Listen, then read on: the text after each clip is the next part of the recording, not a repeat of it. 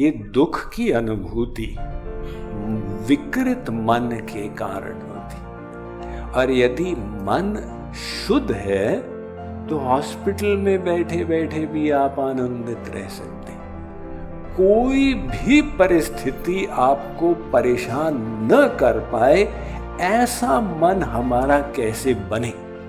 ऐसे आप कहें साहब मैं अपने मन में अच्छे विचार लाऊंगा, पॉजिटिव थिंकिंग, और मन शुद्ध नहीं है तो पॉजिटिव थिंकिंग करेंगे कैसे।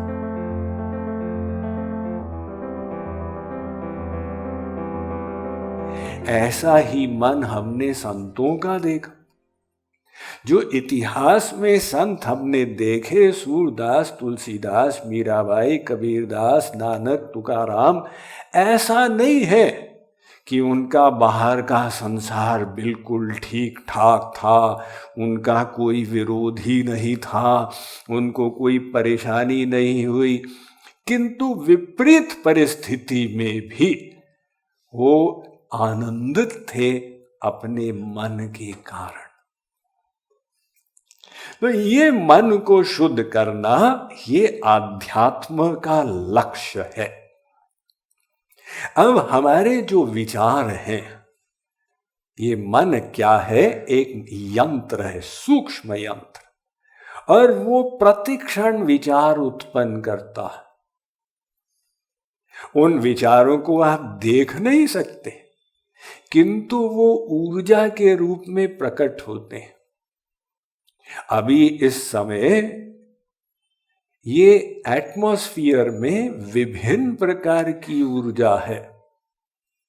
यदि रेडियो सेट लेंगे तो एक के बाद AM FM स्टेशन लगने लग जाएंगे। इसका मतलब इसकी तरंगे सब विद्यमान है। अब किसी ने मोबाइल को ऑफ नहीं किया, वो बीच में बज पड़ा, वो तरंगे सब है यहां पर। ऐसे ही आपका मन भी विचार पैदा करता है तरंगों के समान, और वो विचार हमारे ऊपर प्रभाव डालते। सबसे पहले तो शरीर पर। आप किसी को देख के कहते हैं दुखी क्यों हो रहे हो, आपको कैसे पता दुखी हो? नहीं, तुम्हारे चेहरे से आलक्षित हो रहा। तो वो विचार एक शिल्पी के समान हमारे चेहरे को गढ़ देते हैं। इसलिए एक को देखकर आप कहते हैं भाई इस पर भरोसा मत करो, कुछ टेढ़ा माल, दाल में काला लगता। दूसरे को देख के कहते हैं बड़ा भोला भाला लगता। यानी विचारों ने हमारी मुखाकृति पर प्रभाव डाला। और स्वास्थ्य पर भी विचार से ही बीपी बढ़ जाता है, कम हो जाता है। अब आजकल मेडिकल साइंस इस बात पर पहुंच गई है कि मन और शरीर का लिंक है।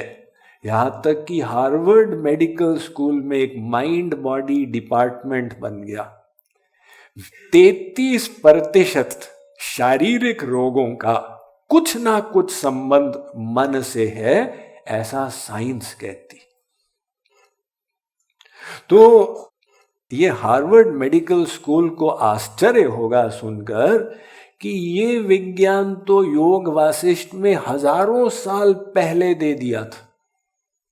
जब भगवान राम अपने अयोध्या का निरीक्षण करके आए, उन्होंने देखा कि लोग व्याधि ग्रसित हैं, तो उनके अंदर दया आ गई और उन्होंने पूछा गुरुवर से कि व्याधि का कारण क्या है। महर्षि वशिष्ठ ने इतना गहरा उत्तर दिया, उनने कहा राम, व्याधि का प्रारंभ मन से होता है। जब हम अपने मन में विकृत विचार रखते, परेशानी के, तनाव के, घृणा के, चिंता के, तो मनमय कोश विकृत हो जाते हैं। पंचकोश मॉडल है ना वेदों का, कि हमारी पर्सनालिटी में 5 कोश हैं। अब मनमय कोश विकृत हुआ तो वो विकृति प्राणमय कोश में आ जाती। जो शरीर में जो शक्ति चलती है वो विकृत हो जाती है, अब कहीं ज्यादा जा रही है, कहीं कम जा रही है। तो प्राणमय कोश जब विकृत होता है वो समस्या फिर अन्नमय कोश में बीमारी के रूप में प्रकट हो जाती। इसलिए अब होलिस्टिक हेल्थ वाला कॉन्सेप्ट आजकल पहुंच गया है, जो हमारे शास्त्र हजारों वर्षों से कह रहे थे कि मात्र दवाई लेने से स्वास्थ्य लाभ होगा, ऐसा नहीं, अपने मन का प्रबंधन भी करना पड़ेगा। ये मन का प्रबंधन कैसे किया जाए? एक गांव था जिसमें मात्र एक ही कुआं था। आप में से अधिक लोग शहर में रहने वाले हैं, गांव में घूमे हो तो देखे होंगे हमारे भारतवर्ष में अनेक ऐसे गांव। अब वो एकमात्र जो कुआं था उसमें कुत्ता गिर गया, तो जैसे उसका शरीर सड़ने लगा वैसे पानी बदबूदार हो गया। सब गांववासी परेशान, कुछ तो बीमार पड़ने लग गए। वे गांव में जो बुद्ध पुरुष थे, संत थे, उनके पास गए कि महाराज बताइए क्या उपचार है। महात्मा जी ने कहा भाई देखो, कुएं में तो नीचे से साफ पानी आता, तुम ऐसे करो 1000 बाल्टी पानी कुएं का निकाल के और बाहर फेंक दो, नीचे से 1000 बाल्टी पानी ऊपर आ जाएगा, सब शुद्ध पानी मिलेगा आप लोग। उन्होंने सब मिलके कार सेवा करते हुए ऐसे ही किया। अब 1 सप्ताह के बाद जब प्रयोजन पूरा हो गया, चेक किया तो पानी फिर से बदबूदार। महात्मा जी आपने जो तरीका बताया उससे काम नहीं बना। महात्मा जी ने कहा तुमने जो मृत कुत्ता था उसको कुएं से निकाला था क्या? नहीं, उसको तो निकाला नहीं। तो कुत्ता कुएं के अंदर है, तुम पानी चेंज करते जाओ, उसको फिर से खराब कर दे। ऐसे आप कहें साहब मैं अपने मन में अच्छे विचार लाऊंगा, पॉजिटिव थिंकिंग, और मन शुद्ध नहीं है तो पॉजिटिव थिंकिंग करेंगे कैसे? इसलिए भगवत गीता पॉजिटिव थिंकिंग से परे जाती है। तो भगवत गीता ने उपाय दिया,